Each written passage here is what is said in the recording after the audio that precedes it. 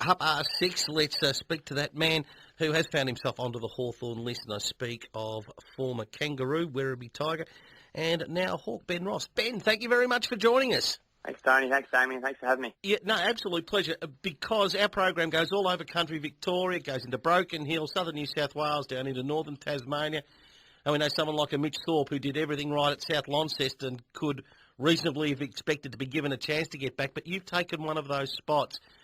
So if we just start at the absolute immediate, there are blokes who might be 2021 kicking the ball around, what message have you got to them tonight based on your experience? Oh, look, just to stick at it. Never give up your dream. Especially nowadays with the amount of mature age guys getting opportunities. And a lot of guys don't mature until they're 21, 22, 23. So I think clubs are starting to realise that and give guys a go at that age, which is just great. Question, I suppose, now we can sort of backtrack just a little bit now. You really started, going back to about 2009, and you were, after a couple of games, everyone was noticing you. What were your thoughts then when you sort of broke into the North Melbourne side and you found the ball easily enough? Yeah, it was a funny one. I started to put some games together, which was great, but I've got pretty high expectations of myself, and I still didn't really adapt to that environment, for any of the games, really. I had some good ones, but I still think I never really showed my best. But I'm hoping I can do that this time around. Ben, being picked up today, you haven't just been picked up by an AFL club, you've been picked up by the reigning Premier. I mean, it must add a little bit to the feeling you've got about re-emerging into the AFL system, but not just re-emerging into the AFL system, being asked to join by the best team in it. Does that just, I suppose, give you a little bit more impetus than you would have had otherwise even? Oh, it's hard to describe how I feel. I'm so excited just to be given a second opportunity, and like you said, at a club like Hawthorn, who's got the biggest fan base going around, and they're so successful. And I've been in the club today already, and I've met some people, and they seem like great people. And I can't wait to get in there and hopefully get off on the right foot and play some football for them this year if the opportunity comes along. What was the connection between yourself and the Hawks, do you believe? Look, I don't know. I just think I'm just hoping that they're obviously Hawthorn. We're in a position. We're in the window where obviously just come off a premiership, and I'm hoping that being a mature age player that I can add some depth to the midfield or half forward or half back or wherever that may be needed if that opportunity comes along. Sam Mitchell has had to fight his way through the VFL to have a most glorious career, and he obviously went via the rookie draft as well. Do you see any connection there? All right. No, it's hard to compare myself to someone like Sam Mitchell. I'm not asking you to compare yourself to Sam. That would be unfair, Ben. But the fact is you can actually see that not only if you get that second chance, you can see what someone like a Sam Mitchell, who, let's face it, if you walked into him into the street, you wouldn't think he's an elite footballer. Yeah, he's amazing. I love watching him play along with Luke Hodge and like Roughhead and guys like that. And yeah, look, his story of coming to the VFL and nearly winning the list, I think it was, off about bloody five games or something. It sums him up, and it just shows that if you've got the persistence and stick at it in a competition like the VFL, you will get the opportunity, and he's one that's definitely taken it. We know that football, like most things in life, it does have its ups and downs. What's it like, though, in the depth at the end of 2011 when North Melbourne says, no, we're going to part ways, and then that draft takes place and a pre-season and a rookie draft, and no one wants you in 2012. Can you explain that to us?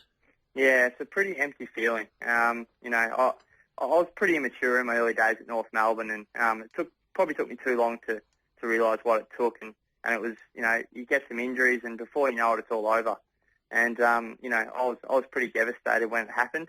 And really, I didn't realise what I was missing out on and what effort required to put in. It really takes to take that opportunity. And I'm just so grateful that I felt the lows, and I'm just so grateful to get a second opportunity because I know not many people do. And I'm looking forward to put my best foot forward. But you actually hear and feel what you're saying there about being grateful for this opportunity you've got. And you've just touched on there that you may not have been ready for it the first time round. Just specifically, what was it that you did, maybe more so in 2013, more so than 2012, that has allowed you to be in this situation today? I just think when I went to the VFL Werribee full time, I just think that it fast-tracked my maturity, my leadership, and that's something that I just didn't have, a bit of responsibility, something I didn't have when I was an 18-year-old kid coming out of high school, just thinking I had the world at my feet and, I'm going to make it into the AFL and, get all this money and all this fame and play 100, 200 games. But it just doesn't work like that. And I took too long to realise that, which was quite disappointing. But I think I've matured a lot in my time at Werribee, especially over the last year with a leadership role, and I'm hoping I can transfer that to my new chance. What are the conversations you've had today with Hawthorn people? I'm assuming Alistair Clarkson, or at least someone very senior in the coaching structure, has given you a call. And what do you expect to emerge for yourself out of 2014? Oh, look, I met Alistair this morning. I met Luke Hodge and the other assistant coaches and some other players. It's just, I'm just, they're just excited for me. I can see the excitement on my face, and I'm just, hoping to. I'm obviously on the rookie list, so I'm just going there to put my best foot forward, put my head down, work hard, and just, be there if that opportunity arises to hop onto the senior list and really put my best foot forward and grab it with both hands and not let it slip this time. One question that I'd love to get your opinion on. There's another Werribee boy being drafted, and that is young Ben Brown. Yes. Again, he was a great chat last week. Why do you think he got picked up? Oh, he's just a great kid. He's come over from Tassie, got out of his comfort zone, and fit in at Werribee from day one. He's outgoing. He really goes out of his way to be comfortable with people, and he's got some of the most raw talent I've seen from a 200-centimetre kid. That he's lightning quick. He can pick the ball up at his knees better than some midfielders. So, he's got some real raw ability, and hopefully he can untap that at North Melbourne.